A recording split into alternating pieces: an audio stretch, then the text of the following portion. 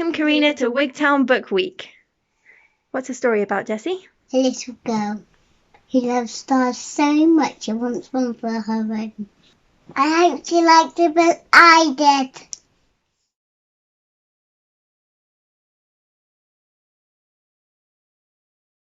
Hi everyone, my name's Corrina and I am an author and an illustrator, and today you are in for a real treat because I'm going to be showing you some of the behind the scenes work that went on to create my book, The Girl Who Stole the Stars. What's been really interesting about this and this journey actually has been that this is my first ever picture book. So you're going to find it really fascinating to probably see where I started and how the book ended up, because this isn't how the book started. There's been a lot of mistakes, a lot of practice, and a lot of hard work to go to get it to this stage. And I'm going to share that with you today. The first thing you need for writing a good picture book is obviously an idea for a story. And I guess sometimes people ask me, can you have good ideas? Can you have bad ideas? How do you know the difference between a good one and a bad one? And generally, I don't think there is such a thing as a bad idea.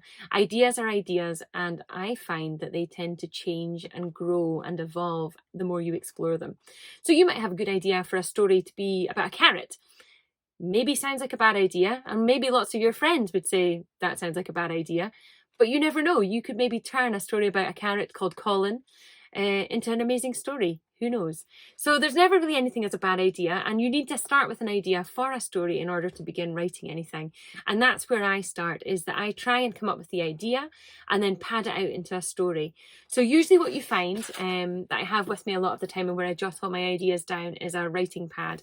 It's nothing fancy. It's literally just lined paper, and there's my kids have been into this one. They like to share it with me. This did say Stories 2020 and it's now been scribbled on. But I do carry around lots of writing pads where I write down all my ideas for stories and have a think about how they can develop. What I like to do with the story idea is think about what direction it's going to go in, what's going to happen. Is there a character I've come up with? Is there a place that I've come up with?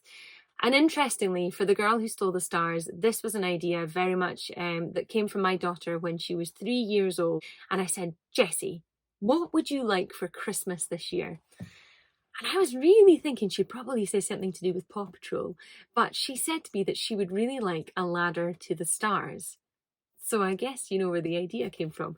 And you're probably now wondering, did she get a ladder to the stars? Well, actually she did. She got a ladder of sorts. We gave her a ladder for Christmas, and she got a beautiful light in her bedroom that had stars on it as well.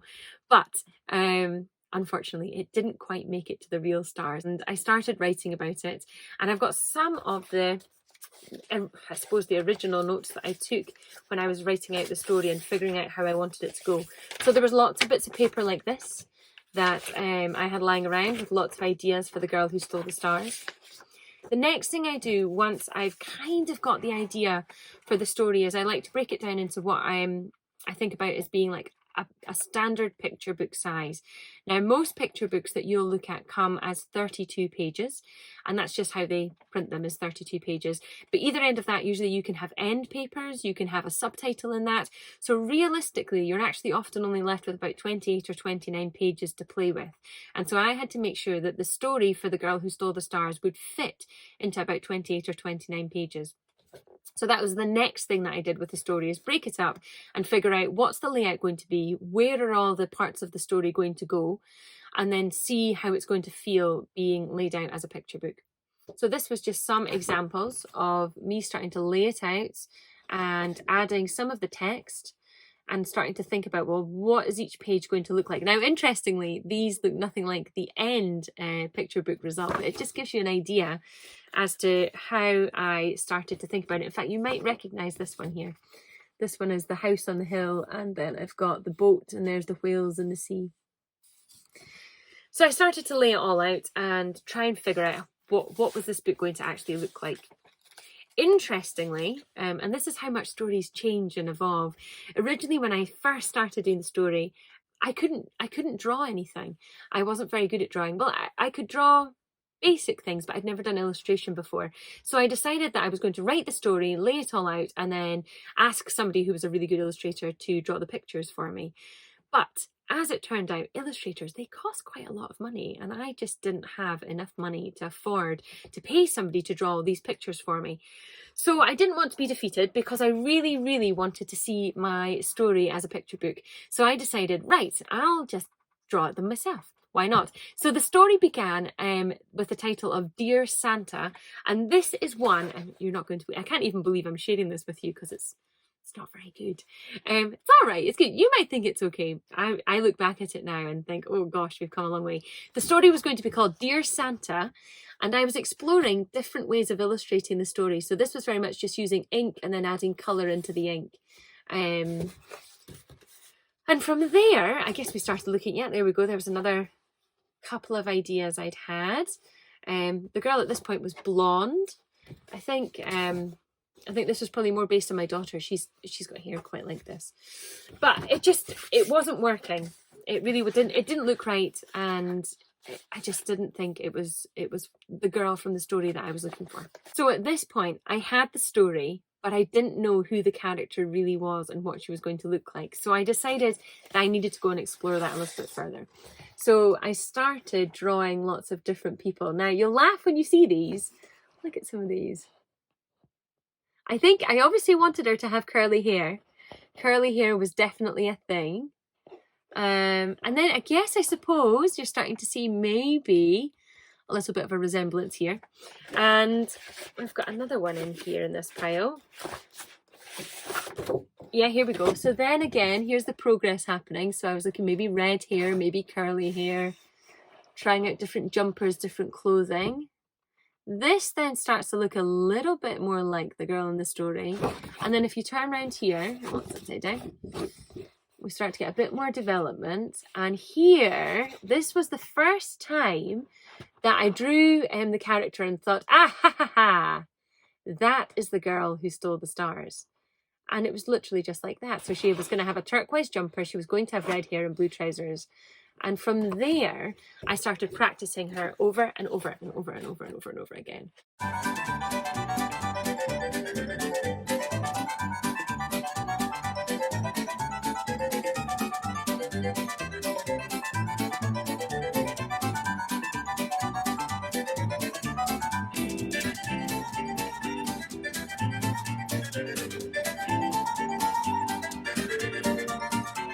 I actually think I probably have more pictures of the girl in here, but what I want you to take away from that is that it took a lot of practice, a lot of time, and a lot of effort to try and figure out how to draw this character. And that was very much the starting point for me until eventually, and I'll show you because I keep her up here on my ones that made the final cut of the book.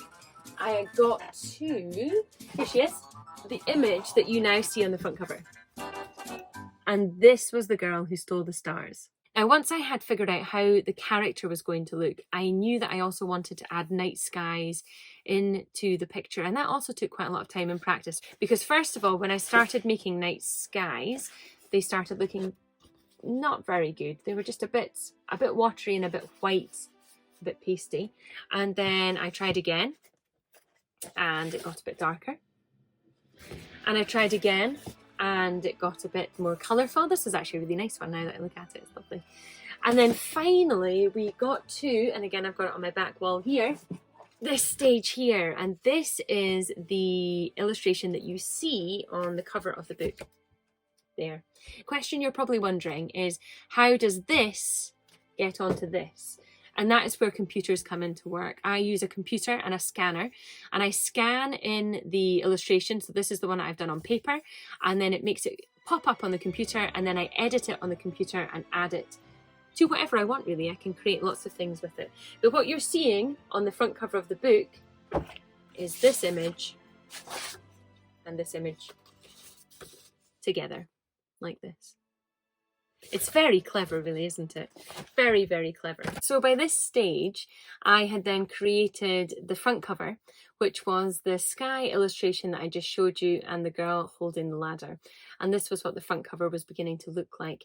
But at that point, I also needed to figure out a font and a text that was going to fit in for the title of the story. And interestingly, and this was loads of fun, is that I created my very own font. And it was actually a lot easier than I had anticipated. So to create this font, I used crayon, and just literally a chunky crayon that I had like you would have in school. And inside there's also a thinner font that I used as well. I zoom into here. And this font was just created using a coloured pencil. But every letter that you see in this book was written by me, by hand, and scanned in. I have a confession actually.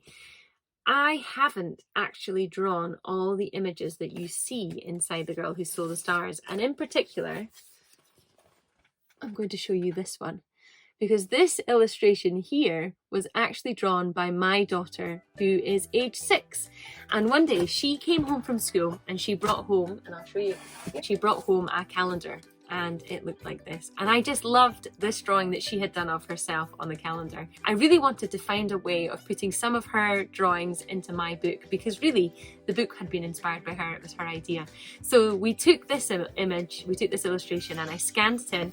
And this is now, if I prop this up here, this is the illustration that you then see, and you'll see it side by side here. But the rest of them I did myself. Oh! Now I'm going to show you some of the other original illustrations that I have that you see in the book today, and they're all on the wall behind me, so you're going to need to come with me. So over you come this way. Now this is, I work in a cupboard, so there's all my art things here, and here I have my pin board, and this is where I keep all of the original illustrations. So this is one of my favourite ones. This is where the girl has her first star. I'll stand out of the way of the light for you a bit. She has her first star, and as you can see, the star's not very happy, but she's delighted that she's got her star. Some of you may have noticed in the story that there are little mice hiding. This is Chris Mouse, and he features in the story. You need to have a wee look out for him. There is the original watercolour tree. Over here we have the girl running with the ladder. Oh, a few other illustrations there that you'll recognise. And again, this is also a favourite, when the stars get all tangled in her hair because there's so many of them. This is the point she has all the stars from the sky. So those are some of the original illustrations from the story. And I don't know if you spotted this, but there is a very famous painting in The Girl Who Stole the Stars that I added in. And it's a painting by a man called Vincent van Gogh, and the painting is called Starry Night, and you may have seen it before. And this is the illustration I did for going in the book. Now, interestingly, you'll notice they're all at a funny angle, and that's because in the book I'm trying to create the corner wall of the room, and so they had to be at a funny angle in order to kind of replicate that, and I'll show you that in just a second.